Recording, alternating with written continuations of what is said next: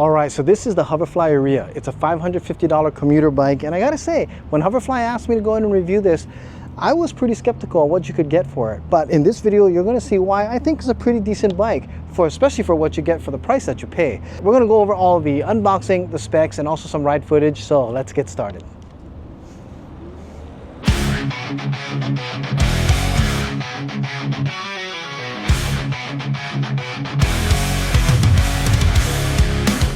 Hoverfly ripping through the nights, speed demon on a budget flight, grinding pavement with a monstrous roar, cheap thrill but I crave for more, low cost but I own the street, pedal hard with the baseline beat, 750 watts pushing me on, electric pulse till the break of dawn, feel the power, feel the burn, turning heads at every turn, 20 miles and we're flying free, Hoverfly life, it's meant to be.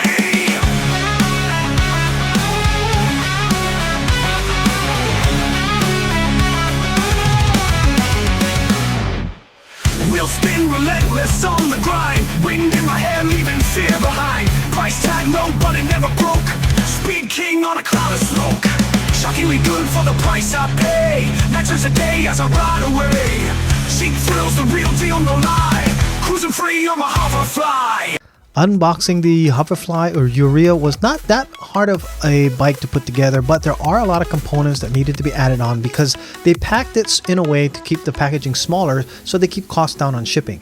That means that I did need to go ahead and assemble the front rim onto the bike as well as the handlebars, and it takes me a little longer than most people to assemble a bike because of the fact that I always put flat out tire sealant in both the front and the rear tires to make sure I don't get any flats as much as possible while I'm out on the road. After that, I put on the handlebar assembly and then also put on the front rim onto the front fork.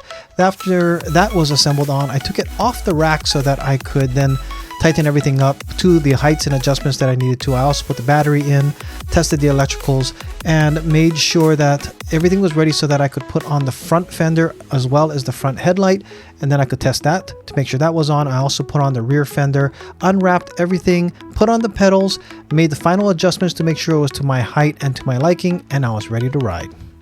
Okay, in this segment of the video, we're going to be going over all the specs of the bike from front to back, and because of the simplicity of this bike, there's not going to be a whole lot for me to really dive in and go deep, because this really is kind of like a bike first and an e-bike second. It really feels totally like a regular commuter bike when you don't have a motor on it with like a regular pedal bike. Now, when you throw a motor onto something like this and you put 500 watts, 750 peak, it actually does feel like a bike as an e-bike as a secondary thing, and I really like that. It was a lot of fun. You'll see some of the footage. I was really having a lot of fun with this because it's super nimble, really easy to do. But what's really surprising is they're selling this bike for, at the time of this video, they're selling this bike for $549.99, so like 550 bucks. It does everything you'd want in an e-bike, and there's some things, of course, at that price you're gonna be sacrificing, but for the most part, you don't sacrifice a decent bike. And let's go ahead and cover all of the different specs, and you'll see why. I think this is actually a really decent bike for the price. It's going to be probably one of the best budget bikes out there for those who are really on a tight budget. And even for those that maybe think, well, I don't know if I want to invest a lot in a bike and you like this style, you're going to enjoy it a lot. So let's get started on the specs. Okay, so let's get started from the back of the bike here. And as far back as we can go, we're going to be taking a look at these tires here. Now, these are 26 by 1.95 inch tires. And they actually run really decent. Some of the other bikes that are now coming out are more like 27.5 inch, but these 26, they do a really fine job. And this is a tire that actually runs it does what it's supposed to do. It looks like it does have a little bit of knobbies that maybe you might be able to hit some fire trails. I wouldn't say you want to go off-roading a lot with it, but it seems as though it can handle quite a bit. And with this 500 watt motor that we have in the back here, it also has up to 750 watts peak. That works really well. It was surprising actually to me how strong the motor was, because I was thinking, well, for 550 bucks, maybe the motor wouldn't be all that great, but it surprised me. It actually does very well. It compares to any other 500 watt bike that I've used before. There's a lot of torque, and it can pull you up pretty well if you're going up hills or even from a dead stop, because the throttle just kicks in and goes. Now, it does have 160 millimeter rotors. These are standard mechanical disc brakes. They're not hydraulic, but for mechanical disc brakes, they work great. It's better than any of those rim grabbing ones that are up here. They do take maybe a little bit of braking in, but once that happens, it's like maybe about a mile or two, you just kind of hit the brakes and let them rub in there. The pads get a little worn so that they get more sticky, and they work great. I don't have any complaints whatsoever with the whole system that we have back here. It is, like I said, for the price that you get, everything works exactly what you'd expect and better. Now, here's where some of the costs might be seen, where it's going to be cut, is that you do have a simple fender back here. At least you get one. So, you know, some bike companies don't even put a fender. It doesn't come on the bike, but it comes with the packaging. I don't necessarily need fenders, but in our area here, we have a lot of yards that have a lot of sprinklers that have run off onto the sidewalks or the bike trails, and that would actually cause splash up in the back. So I like something like this. This is simple, all you need, and it's plastic. Doesn't make any noise, which is for me actually even a bigger benefit. I don't see it behind me if it's bouncing or not. Don't really care if it's behind me. I don't, you know, it does what it's supposed to do, and it's a very inexpensive way to get a fender up there. Now, as we come to this side, let's take a look at the drivetrain. This is a Shimano Tourney 7-speed. There is also it's a freewheel, and it works great. Works in conjunction with the SIS shifter we have on the dashboard. I'll go ahead and talk about that a little later when we get to the front. But what I like about this is that sometimes less expensive bikes have gearing that doesn't actually, you know, shift nice and neatly into the different sprockets, and you hear like these clicking and you have to kind of play with it. I haven't had any issues with this shifting. In fact, I'm really pleasantly surprised how well this shifting works, and I'm not, I guess, too shocked because it is a Shimano big name brand. So you do have a really good drivetrain that's in the back here. I'm not sure what size sprocket we have in the front, but you know, the bike does peak out. I think John was telling me I was hitting 25 miles an hour. We'll see on the overlay on some of the ride footage what I was really hitting at, but it was over 20 miles an hour, and it was doing very decent, and I could still push the bike forward.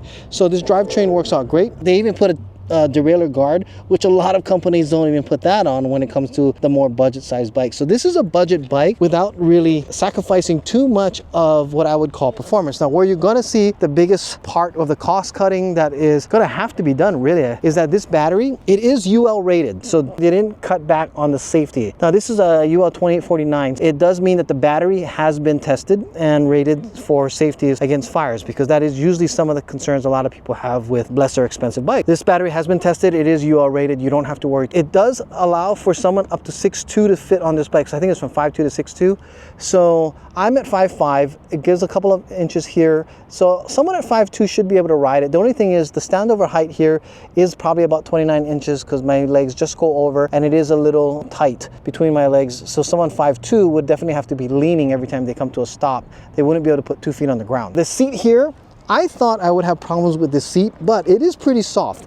It's not very wide, so there's not a lot of wide support, but it is soft enough that after a good ride yesterday, I had no issues, I had no pain, no discomfort. The only thing that for me is because I am getting up there in age, I'm not so fond of the aggressive style look here where the handlebars are so low, I'm leaning really far over. Now, this is a very standard type design, and a lot of people like this type of riding. Mountain bikers or even regular commuting bikes are like this. So a lot of people won't have issues. For me, I have arthritis in the neck, I have some back issues. So this I thought would be really uncomfortable when I first started riding it. I was kind of anticipating that I'd be a little sore in the day, but as I started going, it's not as bad as I thought it would be. It actually worked out really well, that I had a lot of fun and no aches and issues and pains that I thought I would have. So that's just me personally. This design is made for someone who likes the aggressive style, leaning forward, and you'll see it in the ride footage what it looks like. Now this here, I like to mention, did come with the bike, and I actually really like this, the design of this. You can put like maybe credit cards or cash here or something that won't fall out. This water bottle bag holder came with it as well, and you know, it fits nice. It's semi-insulated. It does actually have some padding on here. And the reason why I'm talking a lot about this is because most of the time bike companies don't even come with any type of bottle holders. And you know, I do sell a lot of bottle holders that go on the handlebars, which work great on here, but you don't need to pick up any extra accessories. And the other thing is that this pocket on this side is super handy. It has my keys, it has my cell phone, it could easily hold my wallet as well, and maybe even one of my small cameras if I needed, or extra batteries for filming.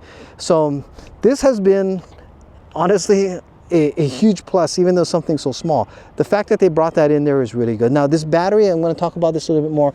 I forgot to talk about the size of it. It is only 7.8 amps. but it doesn't mean that you're actually going to lack on a lot of range, because you still can get up to 40 miles as long as you're helping the bike out on PS1. I don't know what the exact specs are as far as how heavy the rider is. I'm 170. After a little bit of riding that we've done, I'd probably say I'd probably get about 30 miles, 25 with the rides that I do, with the way I ride and the style of riding. I'd use a lot of throttle on startups, and there are some mild hills, but at 170 they usually rate this at a little lower weighted person. And I actually do like to go a consistent 17 to 20 miles an hour, sometimes a little faster, so I get a little shorter mileage than most people would, who are just kind of taking their time and moving forward to just get to and from a place without having to go quite fast. Now, this fender here also came with it, and it is attachable or detachable because it wasn't assembled onto the bike. I put it on while the assembly was being unboxed. And again, that is an option on whether or not you want to put it. I do like the fact that, again, it is plastic. For me, plastic is good because I don't hear it. You know, I was riding a bike yesterday that had metal fenders, and it made a lot of noise. I mean, it's just kind of clanking because, and it wasn't so much it was loose, it's just that sometimes cables are always banging against these. It just makes a lot of, this makes no noise. You can't hear this when you're riding. The front brakes here, again, they also have, this Filet brand I've seen, or Filet brand, I've seen a lot on the different other bikes. They work great, like I said in the back. Just kind of get them started. Once the brake pads maybe wear off their top coat film, they work perfectly fine. You do have a quick release or semi-quick release. You do have to take off this. All you do is you just pop this down, you spin it, you can pull out the center stem, and then the wheel will come out. Tires are the same on the front and the back, both again 26.195 size. I do have these pumped up to about 5 or 10 psi below the max, and it gives a very efficient ride. I don't have any issues or complaints, again, with the tires or the size of them that we have. The cool thing is that this bike, even for $550, does have front suspension. A lot of times this is another place where they cut their costs by putting a straight fork. This suspension is very soft, but it does have lockout as well. You have your lockout setting here, so you can do it so that way that suspension does not move if you want more efficiency on your power of your legs. And then you have your preload adjustments here. For those of you who don't want it as stiff or you want it softer, you also have that. This is basically the bare minimum most people would want on their e-bike. Now, here's the other thing that it doesn't have, is it doesn't have a speedometer. But, you know, I also most times keep my cell phone attached with a cell phone holder. We do sell cell phone holders that would fit this on the ebikeproducts.com website, and that would give me my speedometer or my speed using the speed app, which is, there's a couple of different apps that are free that you can always put on here yourself.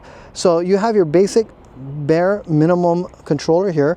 You just hit the button here at the top and the lights go on. I have half the battery left. This is your battery indicator. Super easy to read. And then of course this is your different modes, 1, 2, 3, 4 or 5 pedal assist modes, and then it just cycles all the way through. So PS 1, 2, 3, 4, 5, and then no PS means it'll just run like a regular bike. If you hold this down, your headlight goes on.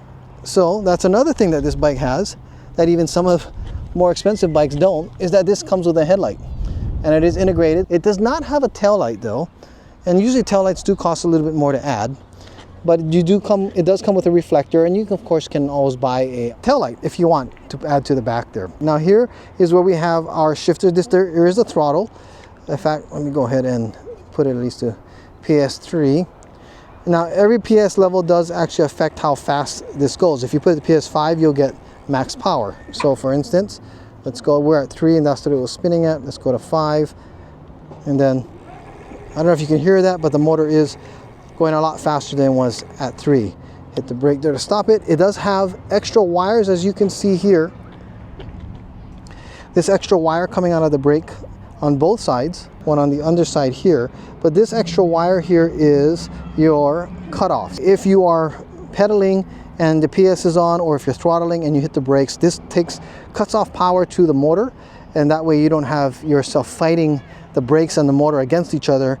Just cuts off the motor, and then you'll be able to brake right away. Now it does have a cadence sensor. So what that means is there are magnets within here that are passing each other when you're pedaling. The higher end bikes, things that are more expensive, have a ton of magnets. 24, sometimes even more. Some bikes even now have up to like 96 magnets that are spinning in here. This bike probably has only about 6 magnets. And the reason why I say that is, as I'm pedaling, I notice there's a very big delay before the pedals actually start to register that the motor needs to kick on. And that can be good and bad. It doesn't really matter, because with this has a throttle. Once I hit the throttle at the top here, and then I can start pedaling and I let go of the throttle, I've already had my bike starting to move me forward. The throttle is almost instantaneous as far as response. The cadence sensor does take a little while for you to pedal before it actually does respond. The other thing is that when you stop pedaling, the motor still is generating power for maybe a few good feet, or at least a second or two. So that is another reason why the cutoffs are kind of important. I actually ride with my hands pretty much almost on the brake, or touching the brake, ready to grab, because when I stop pedaling and I want the bike to slow down, the motor will still be kicking on forward before it actually turns off. So that is one of the things that I guess I wish was maybe improved a little, would be that the responsiveness of the magnets would be better. But again, every little extra points or parts would have actually made this more expensive. Does it actually need it? No. It is actually fine just the way it is. You even have rack mounts here. You can put a rack if you wanted to. You can add stuff on to make this not necessarily a cargo bike, but you can carry some cargo, or at least, you know, groceries on this bike. The other thing is that this bike does come in 4 different colors. You have your yellow, white, black, and green, I believe. They seem to be sold out at this time of the blue. So you have 4 colors that you can actually pick from. Oh, it has a 264-pound max capacity. We also have the weight of this bike only rated at 54 pounds. So I don't know if this can be seen, but I can lift this bike with one hand off the ground, just like this. And it's a little heavy. If you take out the battery, that's going to take off a few more pounds.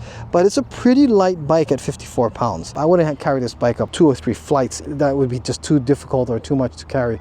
But, you know, for like a 5, 6, 7 step that I have in my house, easy to pick up and carry. It's not too bulky. It actually is a very thin profile. You can see that here. The profile of this bike is quite thin. And then we also have our key here. So this battery can be charged on or off the bike. I'm taking out the key and let me turn off the bike here. Just holding that button for a few seconds. And then all you do is you put this key in, turn it once, and you can just pop the battery right out. But basically you can just lift the battery up, pop it out, take it in the house. You can actually charge it. There is a port on this side for you to charge. Open that up here. It's also on and off on the battery. And then also, what's really nice is this is a little added that kind of surprised me that it actually is on here. But this actually will tell you how full the battery is or not. Okay, so the other thing is, once that's done, you then turn the key to lock it and take it out. If the key does not easily turn, that means it is not aligned with the lock. So it means that you do need to push the battery harder. Now, the tray that this sits in, sometimes these trays are just really snug, so you have to push down. Now, if this does not lock, the battery is not in well. So you always have to make sure that it is assembled well, because even some of my higher end bikes, I've had batteries fall out because someone didn't put it in right. They just took it for granted that it was. One other thing is, it doesn't have pedal strike.